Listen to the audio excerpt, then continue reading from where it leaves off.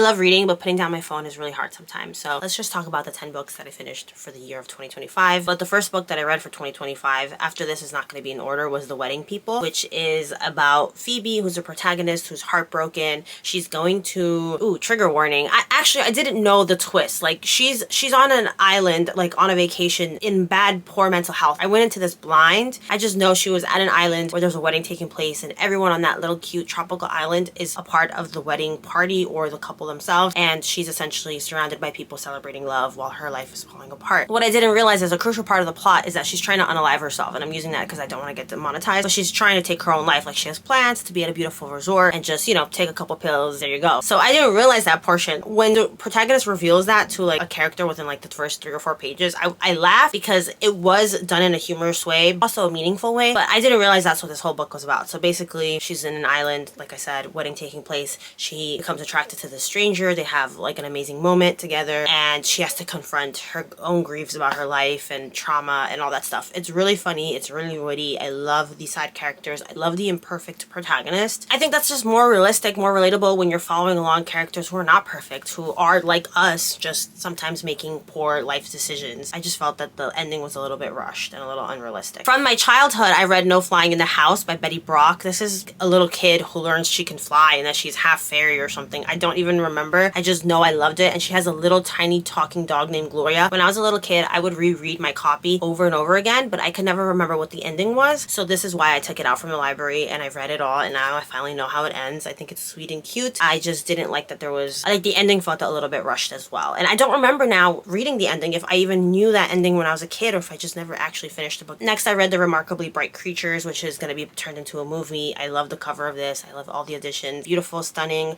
It's a lonely widow who forms a friendship with an aquarium, who forms a friendship with an octopus at an aquarium that she works in. She's like a little cleaning lady.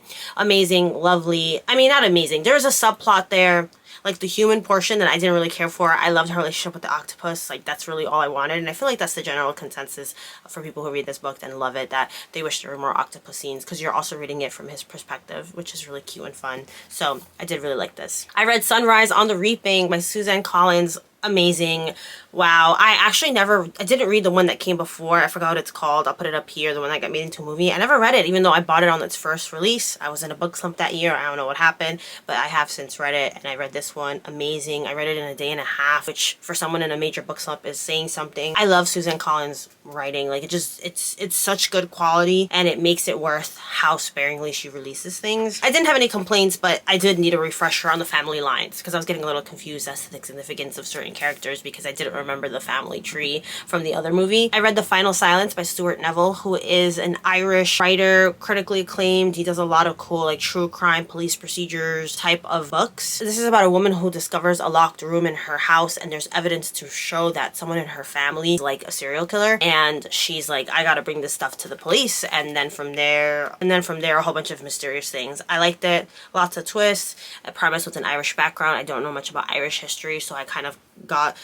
intrigued by this and did further research. I really liked it. Next, I read The Summer I Turned Pretty, the whole trilogy by Jenny Han. I loved Jenny Han even back in the day. Like, I was a young adult when this series first came out, and it was boring. I really thought it was boring. I didn't like it. With the show, I think it gives it more nuance, more context, more, like, the portrayals by the actors I feel like really deepens things, especially in terms of Conrad. There are some things that I love about the book more than I love about the show, and that is Belly, the protagonist. She suddenly hits puberty. She's pretty now. She has this interesting dynamic with these 2 boys that she grows up with every summer. I think I like Belly in the books more because she's much more upfront about how she feels about the boys, because something that Summer I Turned Pretty is famous for is that love triangle, but in the books it's a lot more, this is the person that I have been obsessed with since I was a little girl. Like, he's the one. So I loved all 3 books, but the third one I liked the least. I think it was incredibly rushed. It was way too short, and I feel like Jenny Han's writing in the next trilogy she did, the To All the Boys I Loved Before, is a lot better than The Summer I Turned Pretty. So next, from Karin Slaughter, We Are All Guilty Here. Her books are so addicting. Like, this is what I reach for when I'm in a book slump, because I know it's gonna pull me out of one. Fast paced, lots of cover-ups. There's a deadly accident with no culprits, and then this, like,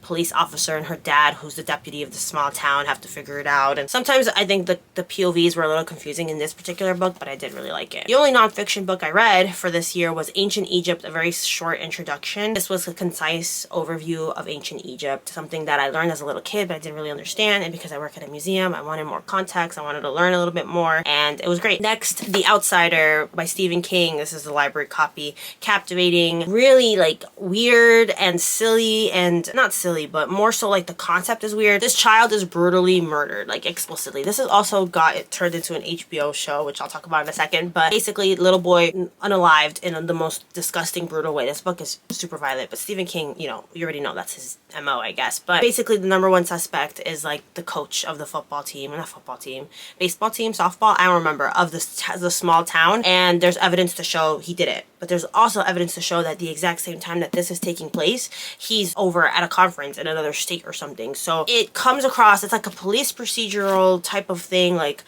detectives and like analyzing all this forensic stuff like that, but then it has a supernatural element. So I think that throws people off sometimes when it suddenly kind of takes that turn of like, what is going on? Like, I thought this was like grounded in reality, but it's Stephen King, so I always expect there to be some level of supernatural, scary, creepy weirdness. I didn't like the show for some reason. The cast is so solid. I saw the show after reading the book, except for the first episode. I did watch the first episode years ago. I thought it was really slow. I thought the pacing was weird.